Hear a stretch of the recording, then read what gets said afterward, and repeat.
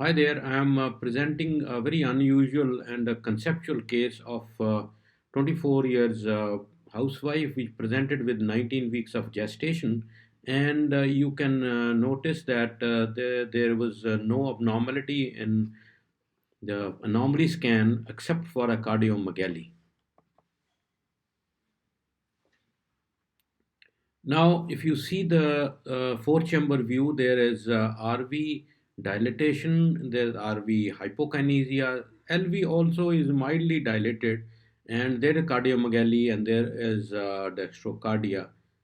And you notice that there is a pulmonary regurgitation as well as forward flow. And on the right panel, you can see there is a regurgitant flow of pulmonary regurgitation and a forward flow through across the pulmonary valve, giving a to and fro movement, indicating a severe pulmonary artery regurgitation. And if you see the pulmonary valve, you see the valve, it is intact.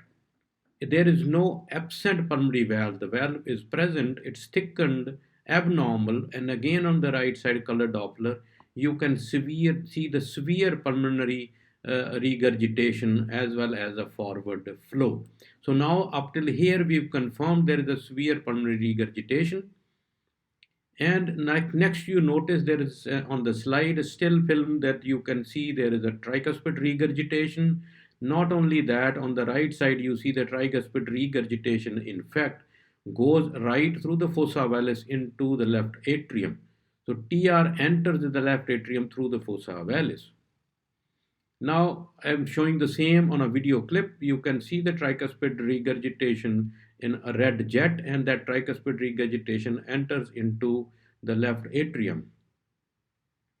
On a still film again on a three vessel view, you see in the systole, the flow is same direction in aorta and a PA, while in the diastole, the flow in the pulmonary artery is actually reversed, showing in a red color, and it is stealing blood from the aorta, the ascending aorta. You see there is a reverse flow in the arch on the right side. Even on the abdominal aorta, you see a to and fro movement indicating that there is a severe fallback of the aortic flow into the pulmonary artery through the ductus. So there is a reversal flow in aorta because of the runoff through the ductus into the pulmonary artery. So again, the same in a video clip, you can see on the right side the pulmonary artery and the aorta, and in the pulmonary artery, you see the reversal of flow in diastole. And on the right panel, you can see descending aorta, and you see both forward and retrograde flow in the descending aorta, indicating runoff through the pulmonary artery and ductus. We interrogated on a three-dimensional echo the pulmonary valve, and I mean, we could not be certain, but the pulmonary valve appears tri-leaflet, and there is no absence or no valve is absent. On the right side, you can see, in fact, there is a prolapse of the pulmonary valve into the right ventricle, and that's probably the reason there is a severe pulmonary regurgitation. Now, this is a right ventricular strain pattern done on a Voluson, and this shows the RV strain are markedly reduced against the normal of 30. The RV strains are -9. On the left side, on the side that's the right panel, you see the LV also strains are markedly reduced with GLS of -17 against a normal of 20. So now the both LV and RV are hypokinetic.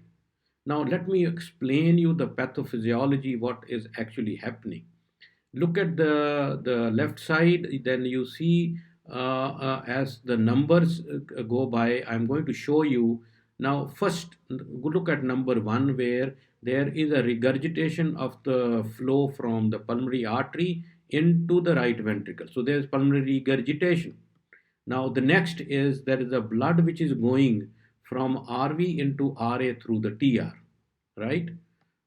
From the right atrium, it goes into the left atrium through the fossa ovalis. From the fossa ovalis, goes into the left ventricle, goes into the aorta, and from the aorta through the ductus goes back into the pulmonary artery. So this completes the circle. This is called circle of death. Why? Because this blood keeps on circulating in this circulation and does not help anywhere in perfusion of the tissue at all. Not only that, you saw there is withdrawing of the blood right from the aorta and brain and all other important structures, and then this leads to demise of the fetus. We, in fact, are trying to find out ways to stop that in patients with a severe pulmonary regurgitation. Let us conceptuate that you actually give a dose of an NaCid and produce a therapeutic ductal restriction. Producing a ductal restriction would stop this cycle, probably would help in better neonatal outcome, but the large multicentric study is going on, would answer this question maybe next year. So thank you very much for this, and today I showed you a severe pulmonary regurgitation with an unusual hemodynamics leading to circle of death. And please don't forget to subscribe and like the channel. Thank you very much.